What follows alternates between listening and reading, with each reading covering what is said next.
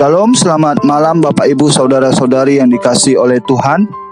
Mari kita mempersiapkan hati dan kita berdoa sebelum mendengarkan renungan firman Tuhan. Bapa kami yang bertata di dalam kerajaan surga, saat ini hamba menyerahkan untuk pemberitaan firman-Mu. Kiranya Tuhan pakai hamba-Mu yang terbatas untuk boleh menyampaikan firman-Mu dengan benar, supaya setiap kami juga yang mendengar kami boleh memahami serta diberkati. Di dalam nama Yesus Kristus, hamba-Mu berdoa dan bersyukur. Amin. Bapak, Ibu, Saudara-saudari yang dikasihi oleh Tuhan, kita akan melanjutkan renungan firman Tuhan pada malam hari ini, yang terdapat di dalam Mazmur nomor 51 ayat 1 sampai 21. Judul renungan kita malam hari ini yaitu Sadarilah Dosamu.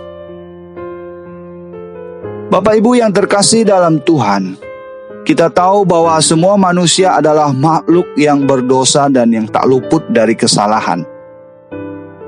Nah, respon terhadap kesalahan inilah yang membedakan kita. Ada orang-orang yang mau mengakui dosanya, mereka bergegas meminta ampun kepada Tuhan atas kesalahan yang telah dilakukan. Sebaliknya juga ada orang yang tidak bersikap demikian. Mereka seperti tidak sadar akan perbuatan dosa yang mereka perbuat. Dan hal inilah Bapak Ibu yang membuat perjalanan iman seseorang selalu berliku-liku, penuh tantangan dan tidak pernah sama. Bacaan kita pada malam hari ini merupakan doa dan refleksi iman Daud. Daud begitu menyesali dosa-dosanya, dan ia memohon pengampunan kepada Allah, secara khusus doa penyesalan dosa. Dan ini terkait penyesalan Daud yang merampas Batseba, istri dari Uria.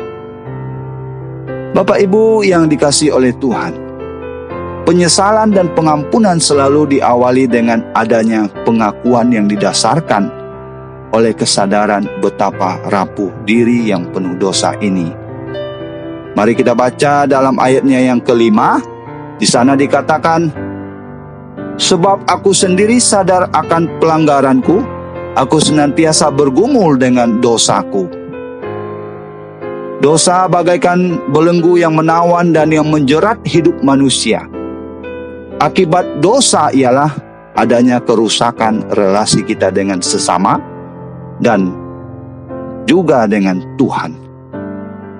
Daud begitu sadar betul bahwa untuk memulihkan relasi itu, Tuhan perlu campur tangan di dalamnya, dan berulang kali ia memohon pengampunan dan campur tangan Tuhan dalam permasalahan hidupnya.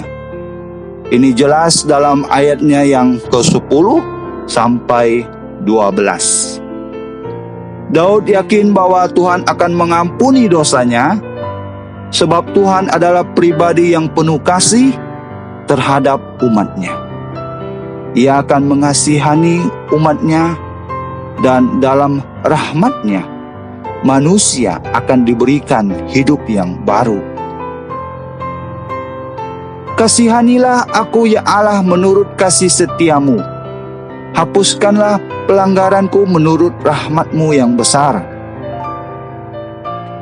Bapak Ibu, nas ini adalah pesan bagi kita semua untuk saat ini. Ia mengajak kita agar selalu menyadari dan menyatakan dosa kita kepada Allah. Seringkali kita seolah-olah bisa menyembunyikan dosa dari Allah yang Maha mengetahui segalanya. Padahal tidak ada yang bisa tersembunyi di hadapan Allah. Akuilah dosa kita di hadapannya dengan sungguh, maka percayalah pengampunan itu yang datang dari Allah pasti tersedia bagi kita sebagai anak-anaknya.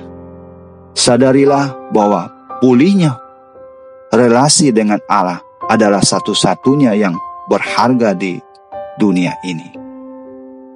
Amin. Tuhan memberkati. Mari kita berdoa. Bapa kami yang bertata di dalam kerajaan surga, terima kasih untuk kebenaran firman-Mu.